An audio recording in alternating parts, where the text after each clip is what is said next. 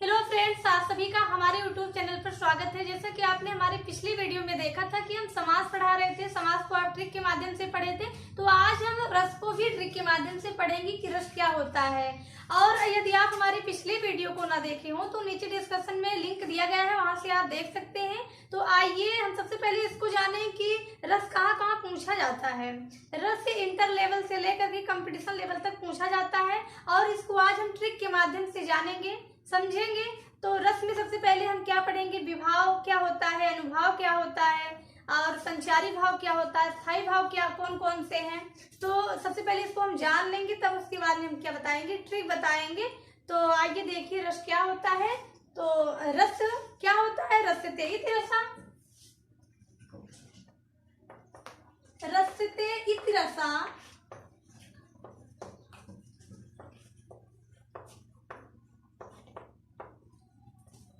रसते इति रसा। रसते इति रसा का तात्पर्य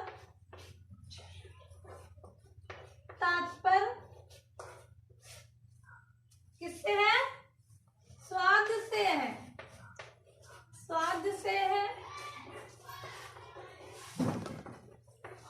जिस प्रकार से जिस प्रकार से जिस प्रकार से जिस प्रकार से भोजन जब मुख में डाला जाता है, भोजन जब मुख में डाला जाता है,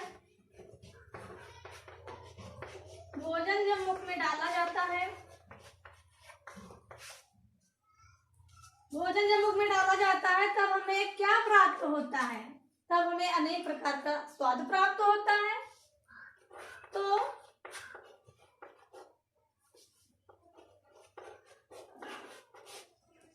तो हमें अनेक प्रकार का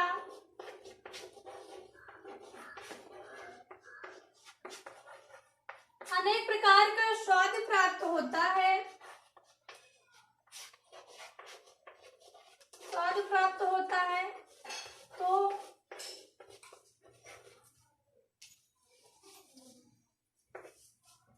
क्या होता है, जब हम भोजन को जब मुख में डालते हैं तब हमें अनेक प्रकार का स्वाद प्राप्त होता है। ठीक उसी प्रकार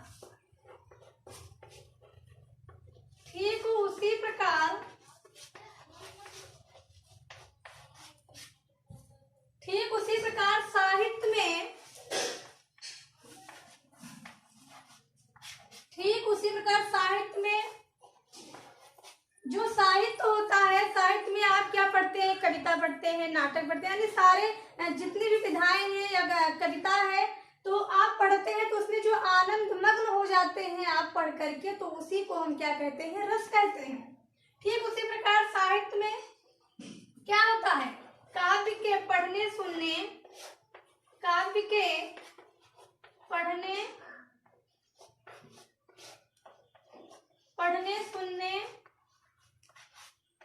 अथवा देखने से, अगर आपका ये पूरा हो गया हो तो इसको मिटा दें। आगे देखिए,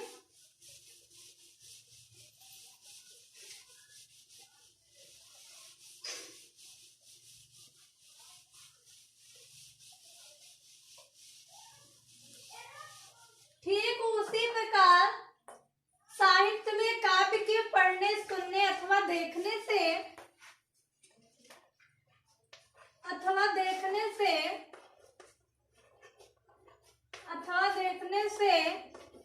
जो आनंद की अनुभूति होती है, जो आनंद की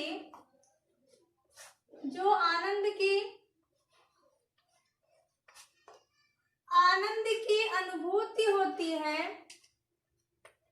आनंद की अनुभूति होती है,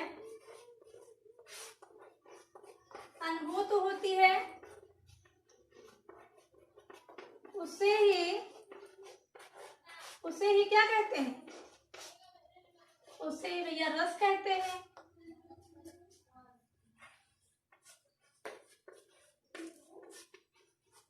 तो रस के बारे में तो आप समझ गए होंगे कि जिस प्रकार से भोजन को जब मुख में डालते हैं तो अनेक प्रकार का स्वाद प्राप्त होता है।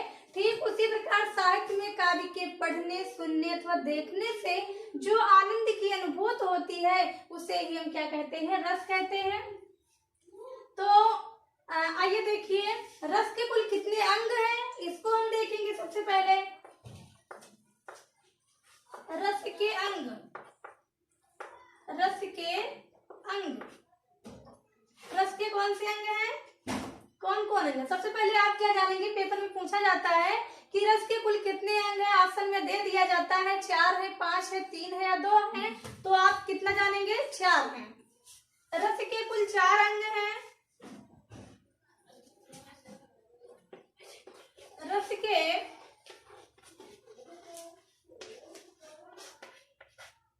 रस के कुल 4 अंग हैं।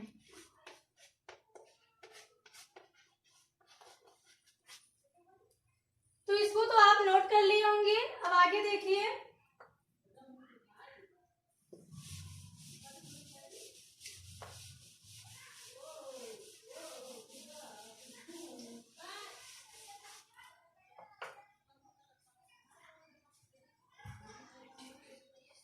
रस के अंग।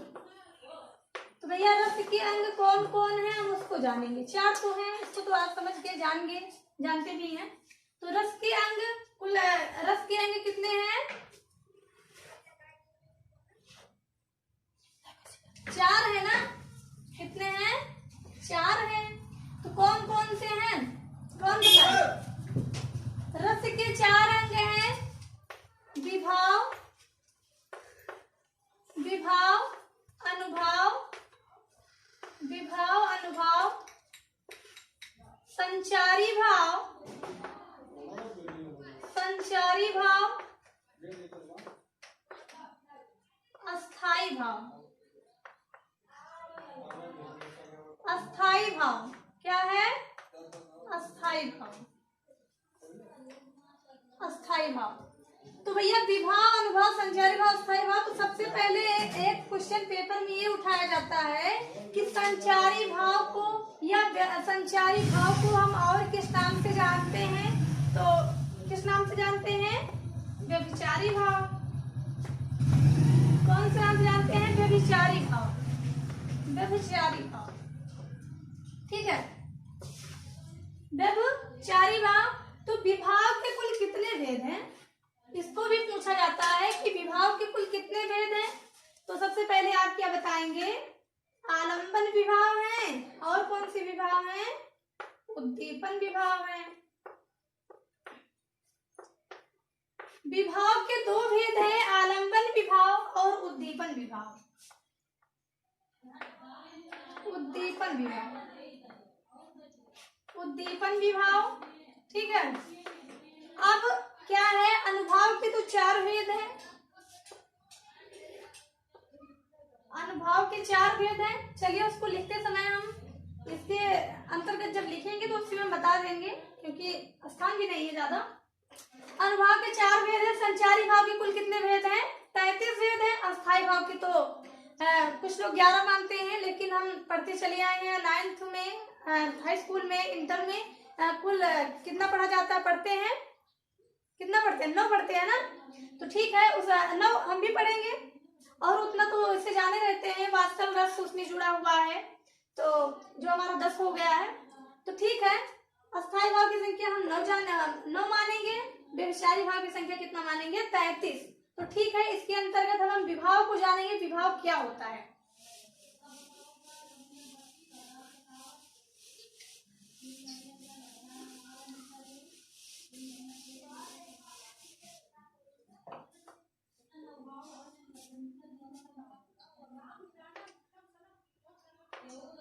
विभाव, विभाव क्या होता है, विभाव अस्थाई भावों को, अस्थाई भावों को, अस्थाई भावों को जगह देने के कारण को ही, जगह देने के कारण को ही क्या कहते हैं, कारण को ही विभाव कहते हैं। जगह देने के कारण को ही विभाव कहते हैं। ही विभाव कहते हैं।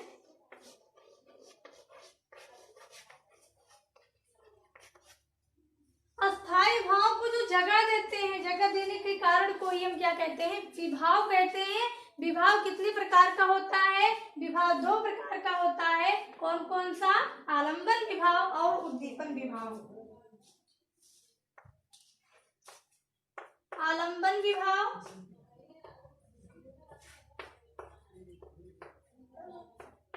तो इसको जानना जरूरी है, क्योंकि उसपे आप जब स्पष्टीकरण में लिखते हैं आलंबन विभाव कौन थे, उद्दीपन विभाव कौन थे, आश्रय कौन थे, तो इसको जो है नोट करना पड़ता है। तो इसको आपको जानना बहुत ज्यादा जरूरी है कि आलंबन विभाव किसे कहते हैं। ठीक है, आलंबन विभाव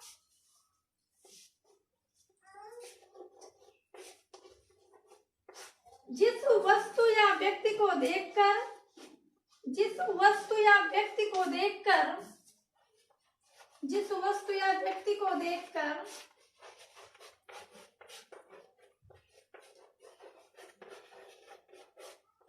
जिस वस्तु या व्यक्ति को देखकर मन में अस्थाई भाव जागृत होता है, मन में अस्थाई भाव जागृत होता है, मन में अस्थाई भाव जागृत होता है, तो उसे हम क्या कहते हैं? आलंबन विभाव कहते हैं। तो उसे आलंबन विभाव कहते हैं। आलंबन विभाव कहते हैं।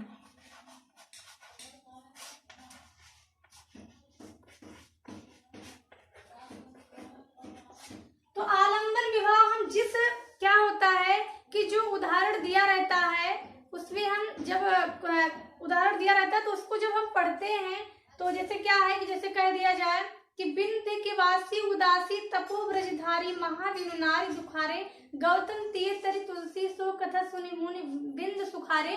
और वही विभाव में क्या था? जिस वस्तु या व्यक्ति को देखकर मन में अस्थाई भाव जागृत होता है उसे आलंबन विभाव कहते हैं। यानी जिस वस्तु को हम देखेंगे, जिस व्यक्ति को देखेंगे, वो जो मन में अस्थाई भाव उत्पन्न होता है, यानी जिस व्यक्ति को देखकर मन में अस्थाई भाव उत्पन्न होता है या वस्तु को देखकर मन में अस्थाई भाव उत्पन्न होता है, उसे ही हम क्या कहते हैं? आलंबन विभाव कहते हैं। तो आइए देखिए उद्दीपन विभाव क्या होता है।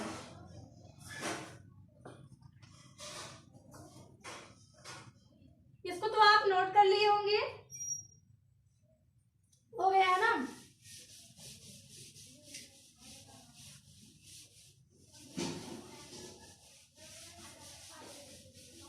तो भैया विभाव कितने प्रकार के हैं? बहुत अच्छा, आप बता रहे हैं दो। तो आप क्योंकि पढ़े हैं, बहुत अच्छे से पढ़े ना।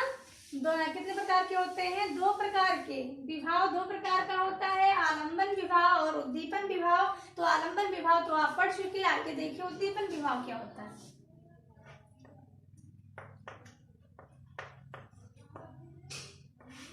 उद्दीपन विभाव,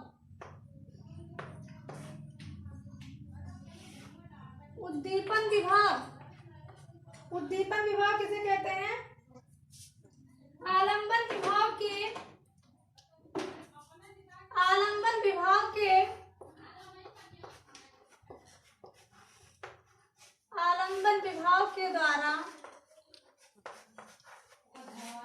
आलंबन विभाव के द्वारा जागृत अस्थाई भावों को, जागृत अस्थाई भावों को, जागृत अस्थाई भावों को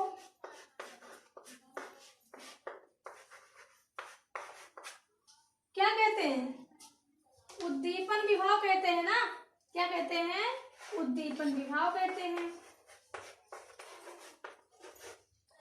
जागृत अस्थाई भाव को, जागृत अस्थाई भाव को जो उद्दीप्त या तीव्र करते हैं, जो जागृत अस्थाई भाव को जो उद्दीप्त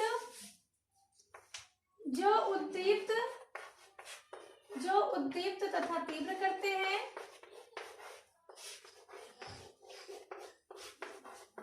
जो उद्दीप्त तथा तीव्र करते हैं उसे हम क्या कहते हैं?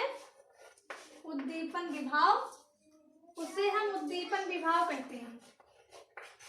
उसे उद्दीपन विभाव कहते हैं। उद्दीपन विभाव कहते हैं।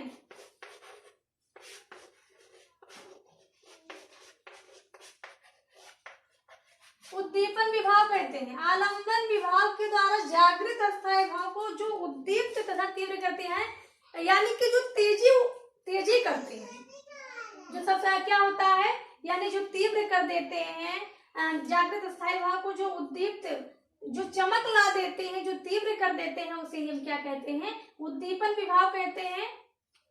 जैसे तो इसको तो आप समझ रहे हैं। जैसे क्या है कि जैसे नटखट बालक है, तो बालक है, कैसा है? नटखट है। लेकिन नटखट बालक की जो चंचलतापूर्ण बातें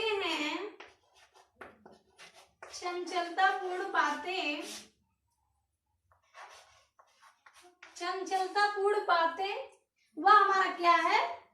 उद्दीपन विभाव है। तो चंचलतापूर्ण बातें करना क्या है? उद्दीपन विभाव है।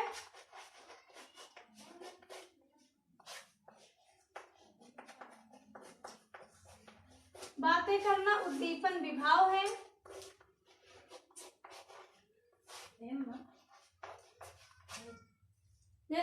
तो आइए, ठीक है, देखिए अब इसके आगे आप क्या देखेंगे? आप विभाव तो देख लिए, अब आपको क्या देखना है? अनुभाव। दूसरा नंबर क्या है? अनुभाव। तो इसको आप नोट कर लिए, तो इसको मिटा दिया जाए।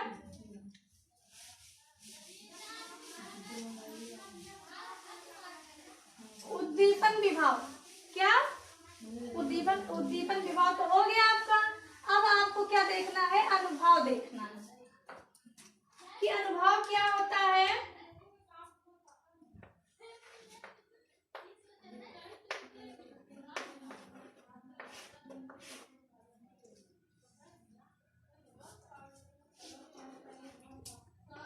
मनुष्य का अनुभाव क्या है? मनुष्य के मन में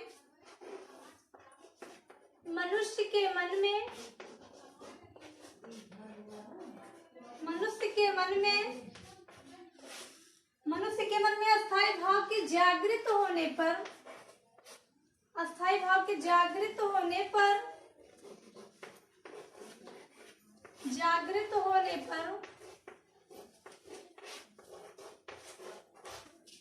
जो शारीरिक चेष्टाएं उत्पन्न होती हैं, जो शारीरिक चेष्टाएं उत्पन्न होती हैं,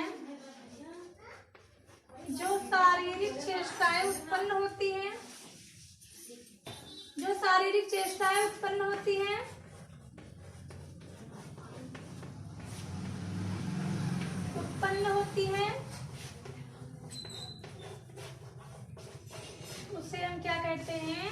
अनुभाव कहते हैं। उसे अनुभाव कहते हैं।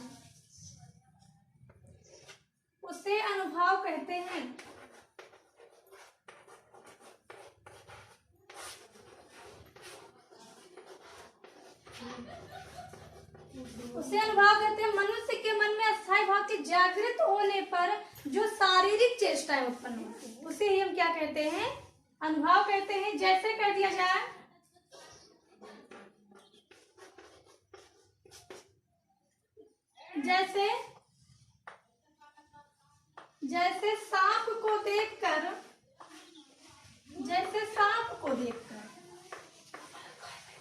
जैसे सांप को देखकर व्यक्ति क्या करता है? उसके पास जाता है ना। अच्छा, उसके पास जाता है। अगर सांप को देखता है तो क्या करता है? उसके पास जाता है, यही तो नहीं। उसके पास जाएगा तो भैया, सांप को देखकर व्यक्ति क्या करता है? भागने या चिल्लाने लगे। तो भैया आप लोग मत जाइएगा। सांप को देखकर व्यक्ति भागने व चिल्लाने लगे। सांप को देखकर व्यक्ति भागने व चिल्लाने लगे।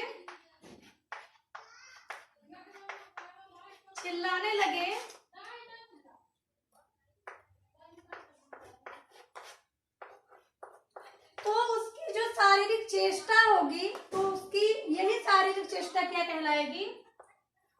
तो उसकी यह शारीरिक चेष्टा, तो उसकी यह शारीरिक चेष्टा, तो उसकी यह शारीरिक चेष्टा क्या कहलाएगी? अनुभव कहलाएगी। तो इसको तो आप नोट कर लिए होंगे। इसके आगे आप अगर नोट कर रहे हैं तो लिख लीजिए, उसकी यह शारीरिक चेष्टा क्या कहलाएगी? अनुभव कहलाएगी। तो ठीक है, अब तो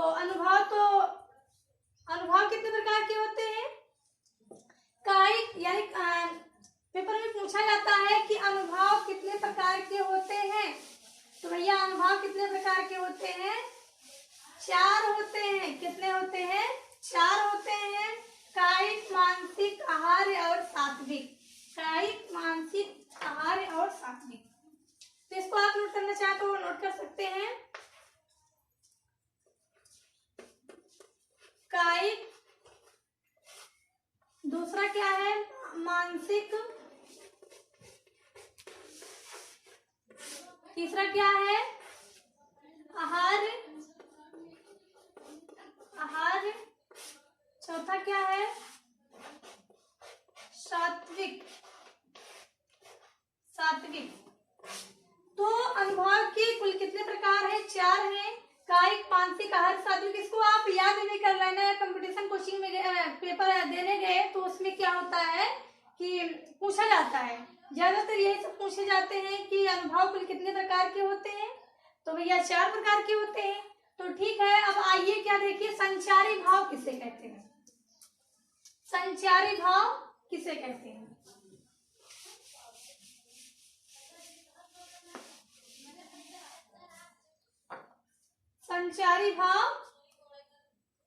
संचारी भाव को हम और किस नाम से जानते हैं?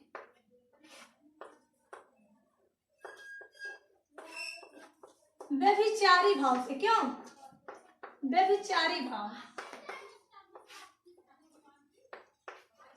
तो भैया संचारी भाव को व्यभिचारी भाव के नाम से जानते हैं।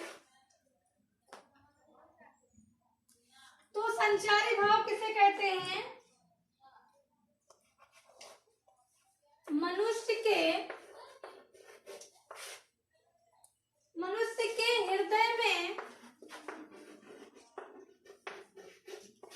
के हृदय में कुछ भाव क्या होते रहते हैं?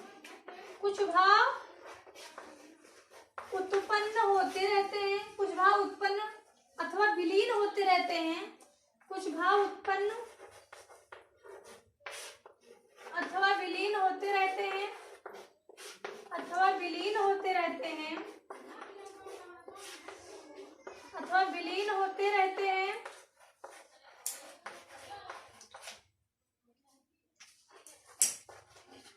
ये अल्प समय के लिए, ये थोड़े समय के लिए, अल्प समय के लिए,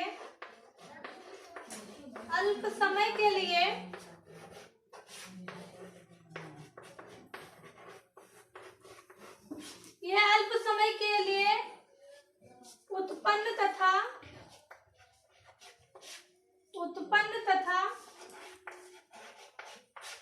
विलीन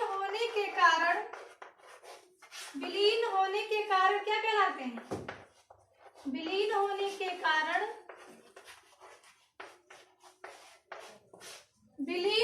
के कारण ये संचारी भाव कहे जाते हैं। संचारी भाव कहे जाते हैं।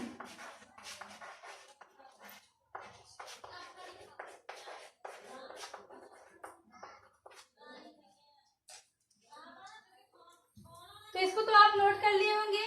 तो सबसे पहले ये जानना जरूरी है कि संचारी भाव की संख्या कुल कितनी है। तो संचारी भाव की संख्या भैया कितना है? 33 है ना कि 35 है? 33 है ना। तो 33 आप याद करना चाहते हैं कि नहीं याद करना चाहते? कुछ लोग होंगे कि भैया 33 हम कहाँ तक रटेंगे, क्यों? तो उसमें आपको एक कविता के माध्यम से हम ट्रिक बनाए हैं। उसको जब आप याद करेंगे, या ट्रिक है उसको जब आप याद कर लेंगे तो आसानी से उसको आप हल कर सकते हैं। कहीं अगर पूछा जाए, कहीं लिखना हो तो उसको आप आराम से हल कर सकते हैं।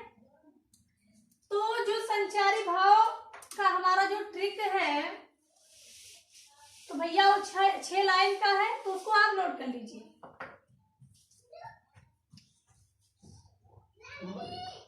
संचारी भावों की संख्या 33 है। संचारी भावों की संख्या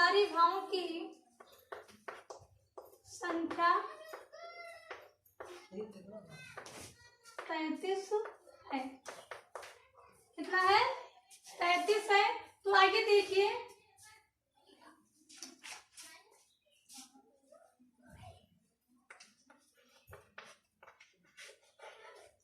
तो ये ट्रिक क्या है?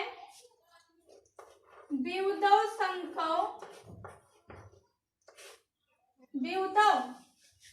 क्या है? विउदव संख्या गारो अरु, विउदव संख्या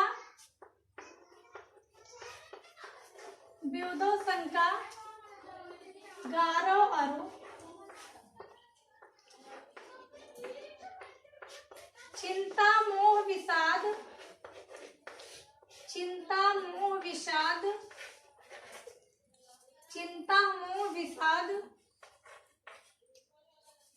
यहां लिख लीजिए विषाद, चिंता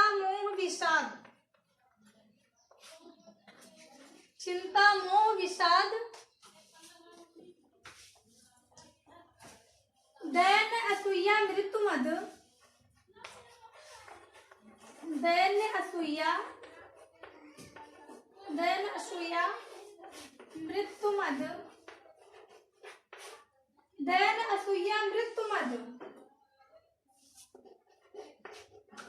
आलस श्रम उन्माद। क्या है? आलस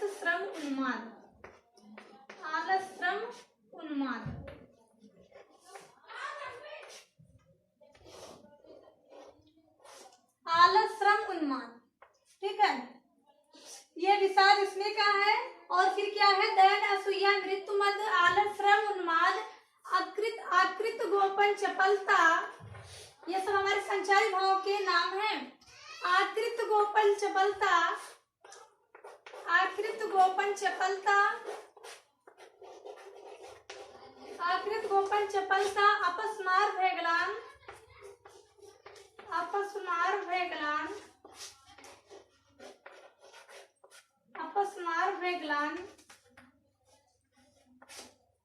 अपस्मार भेगलान, दृढ़ा जड़ता हर्ष धृत, दृढ़ा जड़ता हर्ष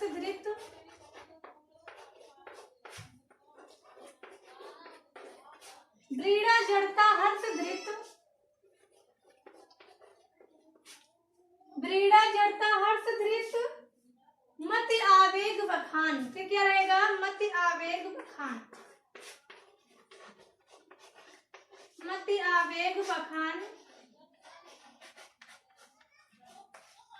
आवेग बखान, आगे लिखिए, उत्कंठा निद्रा स्वप्न, उत्कंठा निद्रा स्वप्न।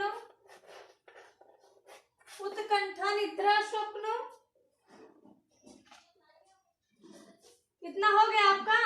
हाँ, इसमें पूरा करना है। उत्कंठा निद्रा स्वप्न, बोध उग्रता भय,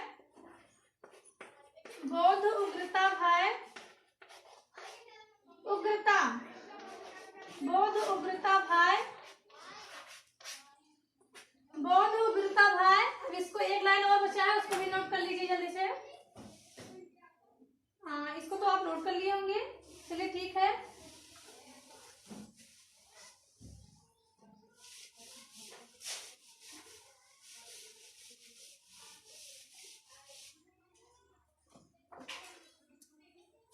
व्याधि अमर से वितर्क स्मृत,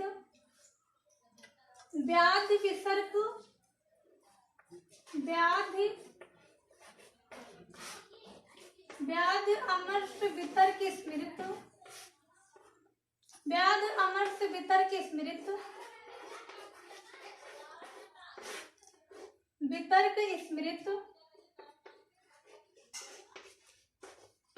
ये 33 गना है। 33 गनाट।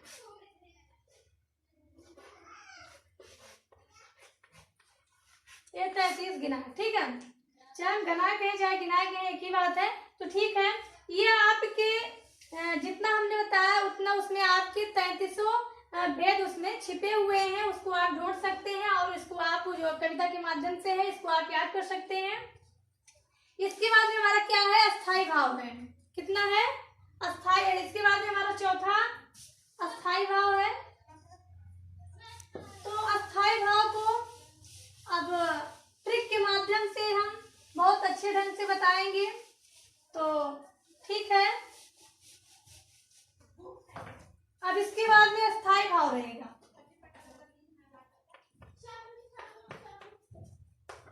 अस्थाई भाव को सबसे पहले तो हम इसको ट्रिक के माध्यम से बताएंगे। तो ठीक है, अगर आपको हमारा आज का वीडियो अच्छा लगा हो तो प्लीज लाइक करिए, शेयर करिए, सब्सक्राइब करिए। Thanks for watching.